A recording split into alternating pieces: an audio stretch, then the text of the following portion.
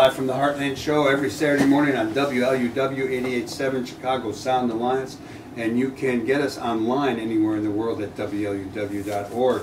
This is Michael James. I'm here with Katie Hogan and Tom Clark. We're moving on to the next segment of this morning's show. We've got two young fellows here, two handsome dudes, and we're going to talk about Neoliberal Chicago. We're going to start off with Euan Hague, who is the chairman of the geography department at DePaul University.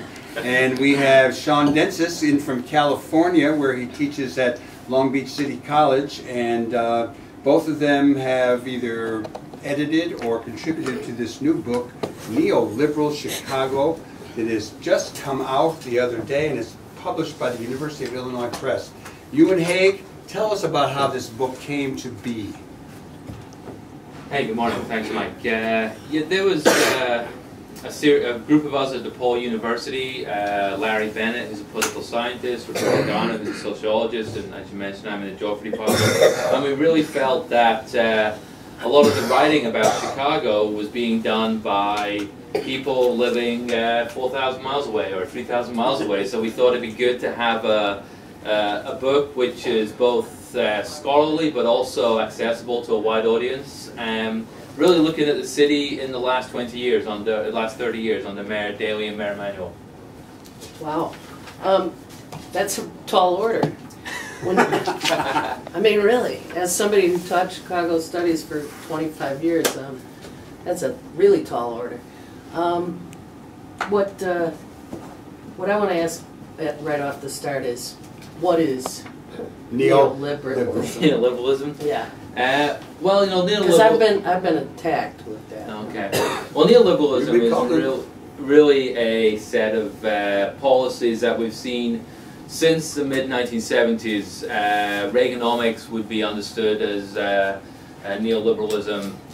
Basically, it's a set of urban policies that privatize public assets, encourage public-private partnerships where you'll get a tax break for bringing your company headquarters to Chicago, encouraging investment in real estate rather than people, encouraging the city to become more of a place for entertainment and consumption rather than a place to live, and really that leads to a sort of displacement of less lucrative people and land uses away from downtown, away from certain neighborhoods and out to the periphery. And we see that very clearly in Chicago with processes like gentrification, for example. And the other element of this is, as we talked about at the start of the show today, the role of the police and policing and security and surveillance. When you have this investment in real estate, you want to protect that investment. And so increasingly the role of the police is, we would suggest, is to use technology to maintain this vision of the city.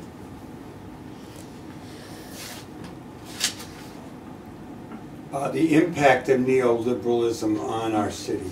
Is that a question or just a statement? Well, no, I think one of the things that we point to here is that you've got a city that is really two cities in one.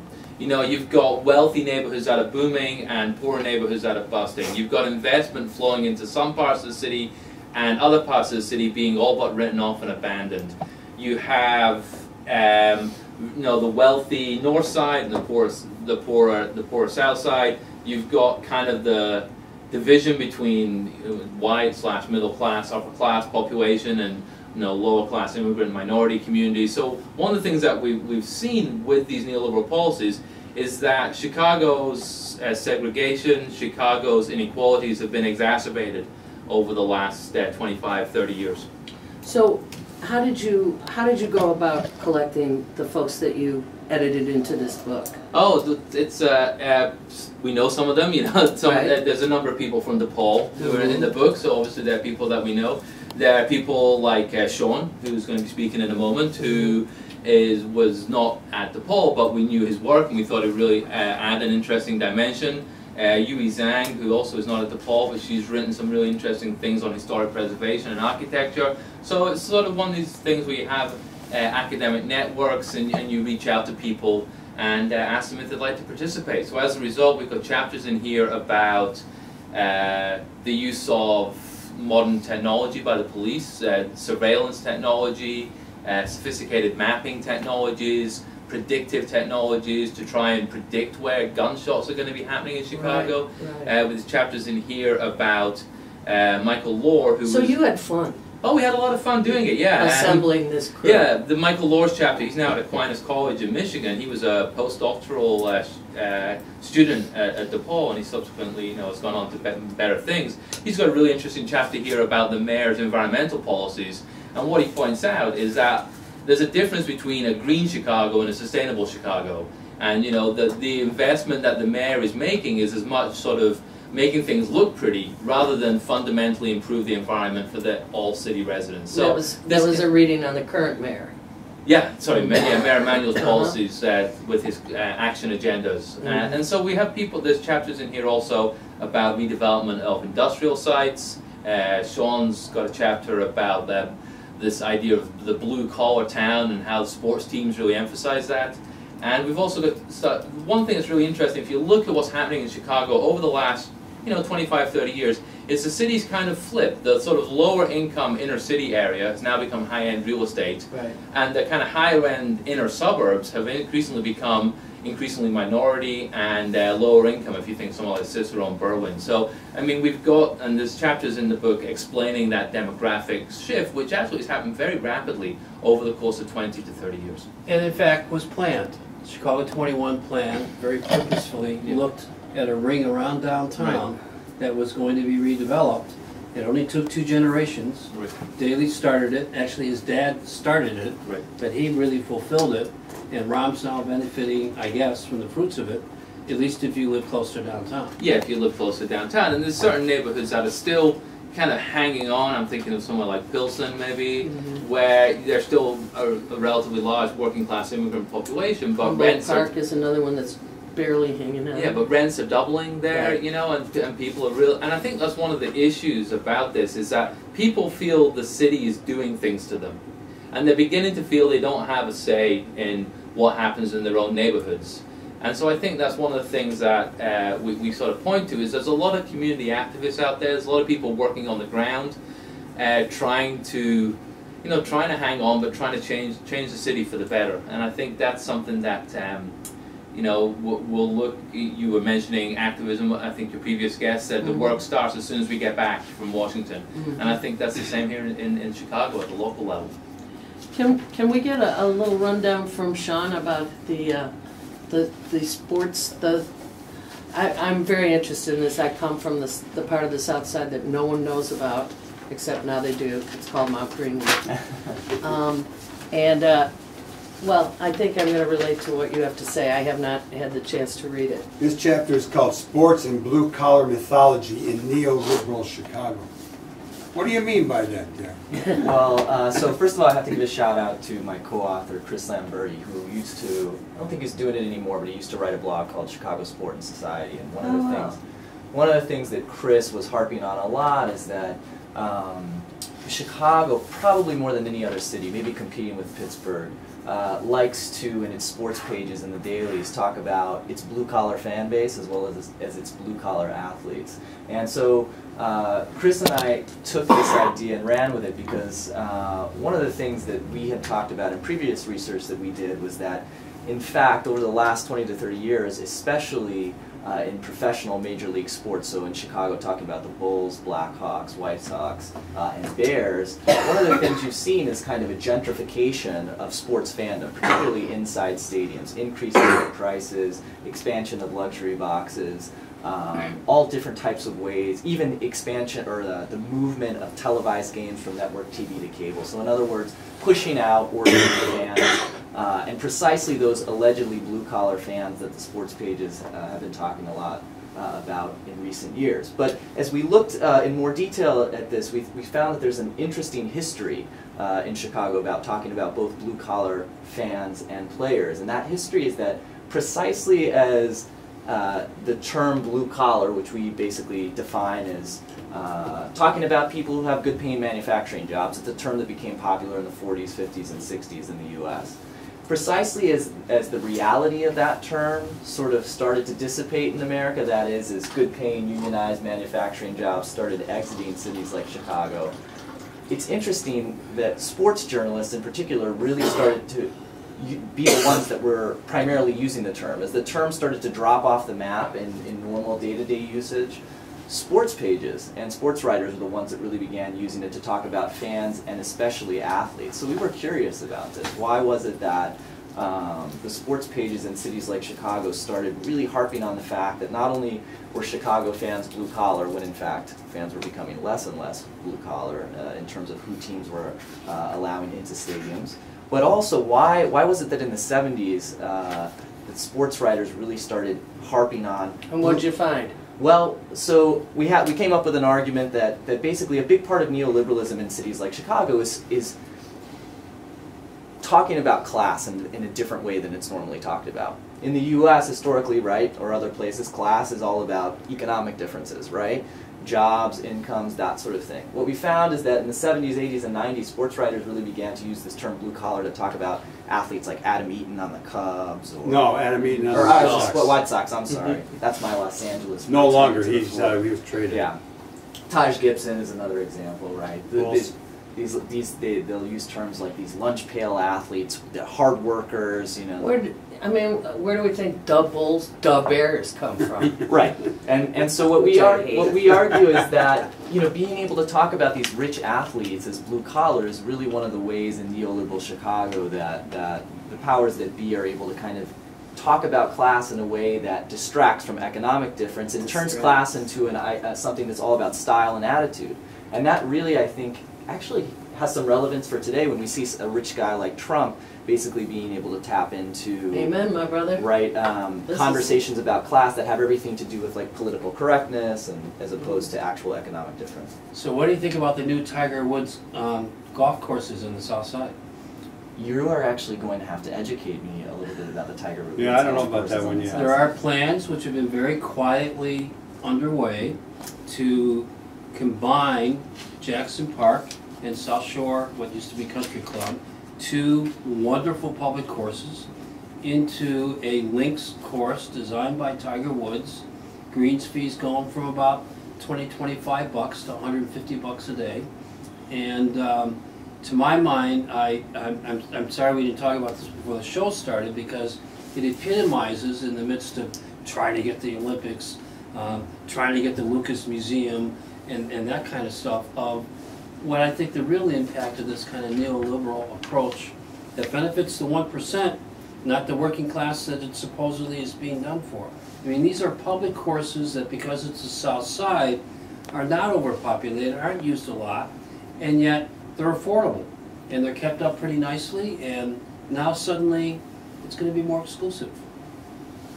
Yeah. At some considerable cost. Yeah, and well, I just have one more question about that. Is the public putting anything into the development of the courses? I'm sure. So a planning study was just commissioned for $1.1 million. It's assumed it's going to cost about $30 million to do. That'll be all privately fundraised for. Yeah. So I mean, it seems like it's in two ways. It's indicative of the other stuff we've been talking about. First of all, making leisure accessible to an increasingly narrow group of people, right, with these increased fees, but also with the transfer of land. I mean, one of the ways that Chris and I thought about neoliberalism when we wrote this chapter is that ultimately it's a system for transferring wealth and resources up to the 1% that you're talking about, and it uses this language of free markets to justify this, right? But but in practice, free markets in neoliberalism only applies to the people at the bottom, right? Boy, the more I hear about it, the more I feel like this is a book that needed to be written. Well, thank you. Let me ask both of you guys. You know, I think about the election. I think about, like, say, coal miners in West Virginia, and you know, as the technology changes and industries die out, this country does not seem to care about, well, what new ways of work can we create and involve this population to take care of the people. It's a way of just kind of pushing people out and making money at the top. I think that's one thing I would say, and we touch on this a little bit in the book, is that this idea that industry is dying out in cities is actually, you know, a bit of a myth in and of itself. There's plenty of industrial jobs still. There's many, not plenty, but there's many industrial jobs still in Chicago. So we have a section in here by a colleague of ours called Dave Shalliel. It's only a short page and a half, but about the expansion of the intermodal transfer center in the Englewood neighborhood, which is actually where the railroad company has bought up people's houses and demolished an entire section of Englewood, which was actually a relatively stable, middle-class, home-owning African-American part of the city, and is replacing it with rail yards. And so, and then on the flip side of that, there's a chapter in here by Kerry Briefback, who is exploring this transformation of the U.S. Southworks steel plant into what was supposedly going to be a community development called Lakeside, where people could commute to the loop by boat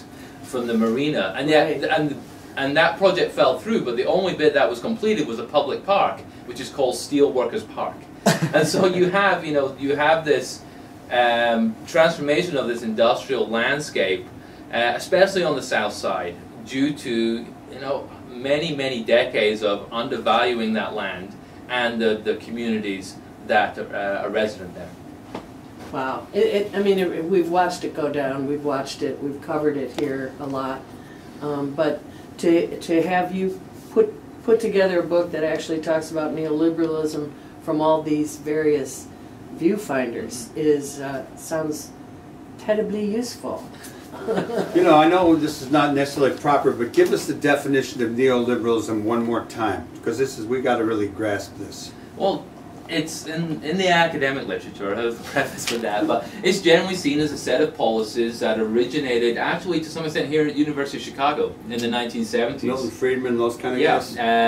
Initially tried out in Chile. They caused so much trouble. Initially tried out in Chile under Pinochet, is seen as kind of the starting point, attacking labor unions, privatizing things like Social Security or privatizing healthcare, privatization of those public assets. You just talked about privatizing a public golf course, perhaps, this type of thing. So there's privatizing of public assets, and really accelerated through Thatcher in the UK and Margaret Thatcher in the 1980s, and obviously Reagan here in the United States, such that it's become almost the only way cities think they can run their cities now. It's become kind of the common sense, when really it was a radical alternative view away from the Keynesian economics, which is your Roosevelt era, where the government is investing in housing, the government's investing in jobs, the government's investing in something like Social Security. We wish. And so I think, and one of the things that we see, the critical things are things like the parking meter deal. It's a great example of what we call a neoliberal policy, where you have this public asset that is generating money for the public, i.e. the city, and that's now sold off and for I think 75 years to a private hedge fund, basically. Yeah, you want to say something? Oh, and then so there's many other examples that you could give of similar processes. I mean, the city privatized the Skyway, sold it off to a company to collect tolls. They tried to sell Midway Airport, but they've not managed to do that yet.